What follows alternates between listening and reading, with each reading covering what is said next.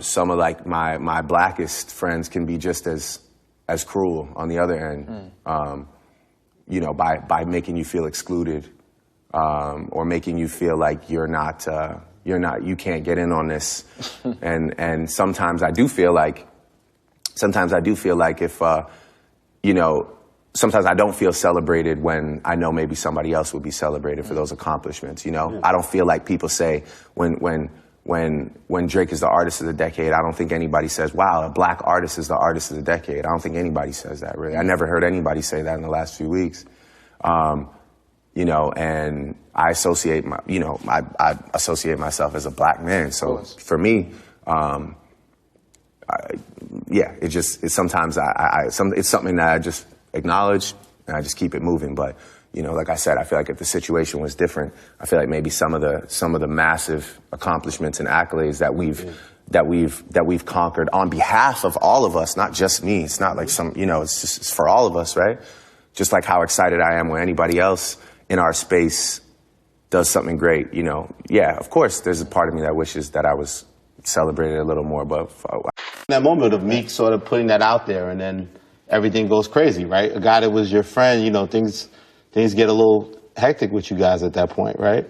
Yeah. He was. I think he was in a bad mental spot, and he just made like a decision to go crazy. You know, it was.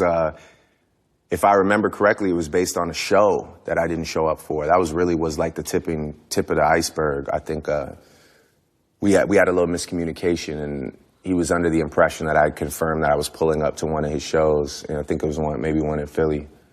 And I didn't show up. And, you know, my management or somebody reached out to say I wasn't coming.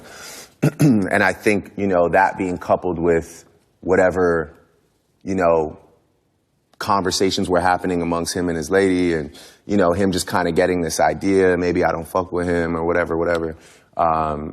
And, you know, he'll tell you himself he wasn't in the best mental spot at that time.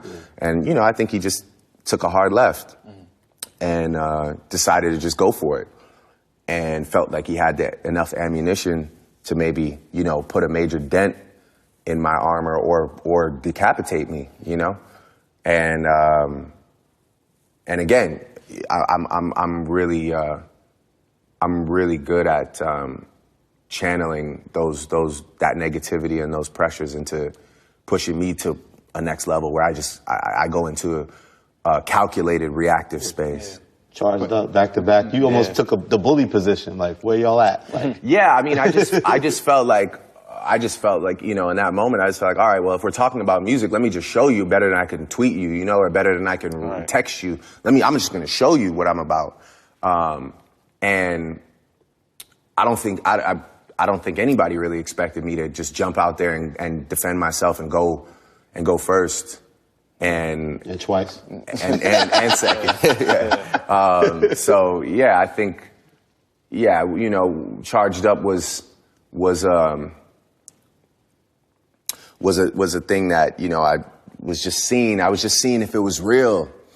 I was just seeing if it was, because, you know, you never know how calculated someone's plan is. Maybe they've been sitting on the record for 6 months. They hated you all this time, and they just want to fry you. Right. And so Charged Up was my way of being like, you know, is it real, or is this just like a sporadic, like outburst? You know, I just wanted to know if it was real, if it was a package, or if it was just like maybe like a mistake on his part, you know. And I started to realize that it was... taking an adversarial stance in a sense. Yeah. And then I had made the decision that I was gonna go again. And I remember I was working on some beat. I think it was like a Boy Wonder beat or something like that. And it was like kind of more like rappy, you know. It was gonna be another like 100-bar thing, and I was with Serena at the time, and we had been talking a lot about her and Sharapova going back and forth over the years, and she had made this comment to me, and she was like, "Well, look, if you're gonna go again, you know, that, like, she's like, that beat that's on in there, it's just that, she's like, you gotta finish it. And you know, she's a top competitor. Right. So she was like, you gotta finish it. Like, I'm talking about done, over. And it's gotta be something that everyone that he's with and him have to hear. Can't ignore it. Right. Yeah. You can't do some shit that's just for the moment and then it goes away. Yeah. She kind of put this battery in my back, funny enough. And then at the time, just, you know, again, timing. Yeah. This kid Dax walked in the studio and never met him before. Played a beat. And that was the first beat. Right. And it was slow. It was super slow. It was way slower than it was. And then I told 40, like, yo, speed it up a bit. And that was just when we heard that. I just went into demon mode. Right. You know, to be honest with you, I actually did a DNA test for my son, and they came back to us and they said that the DNA test got ruined in transit, and that they couldn't be 100% sure that that was my son or not. So I was in a really weird pending situation where I didn't want to go tell the world that that was my son, and it wasn't. So, and if you see my son, you understand why. I'm mad. Here's the thing. I saw. Went in the shop. You showed everybody a picture. B-Dot said he seen the picture. You showed it to me. I know we were cool, Dre. Yeah, I gotta see a picture. But yeah, no. If you see my boy, you'll understand. Like, you know, at the time, I was like, I mean, he's just a stunning child. Yeah. You know, with the brightest blue eyes. And at the time, I was like, I don't know. But you know, it actually wasn't until a week before the album came out that I got confirmation that that was definitely my son. It took me 2 more solid tests with 2 different companies. Yeah.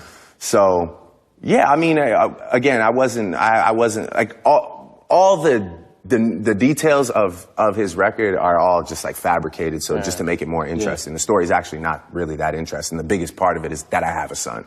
But it wasn't like, oh, I'm hiding him and I still, by the way, I still won't post my son because the world's fucking crazy, man. Yeah. There was like a sidebar almost to the biggest conflict, which is the ups and downs of your relationship with Kanye West at the end of the day. I think that that's where all of this kind of stems from. It's all kind of rooted in that situation, yes. You know, I think that he definitely recruited a guy with a similar dislike for me, no matter what he says in interviews, you know. I know that he can tell whoever, you know, I got love for him and whatever, but it's not love, you know. It's there's something there that bothers him deeply. And yeah, I can't fix it for him. So it just is what it is. I can never, ever, ever, ever turn my back on the things that I've said about him in a positive light, and I still feel all those same things. You picked him up earlier in this conversation. Yeah, he's still my, you know, obviously with the exception of Lil Wayne, just because Lil Wayne will always just forever be like something else other than one of my favorite artists. But, you know, and if I look at Hove as like the guy who truly probably shaped majority of my thinking, skill set, all those things, I would say that Kanye West would be my favorite artist, you know, all around, you know, and that's just facts. I mean, I have no problem saying that. It's not like I'm always willing, like I said, I'm always willing to give the love and the credit. But yeah, things have just changed. I'm not just some kid that's a fan anymore, and now we have personal situations. And like I said, a lot of his issues with me, I can't fix them for him. But would you be open to communication? No, not really, because it's not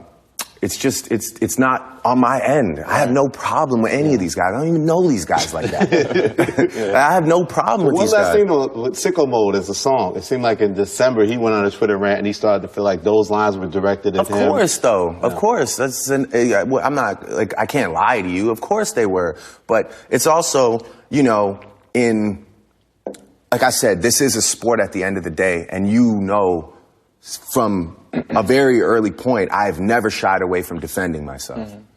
And I'm also sometimes eager to engage if I feel that you want to be slick or be offensive behind the scenes. I might choose to address it in music.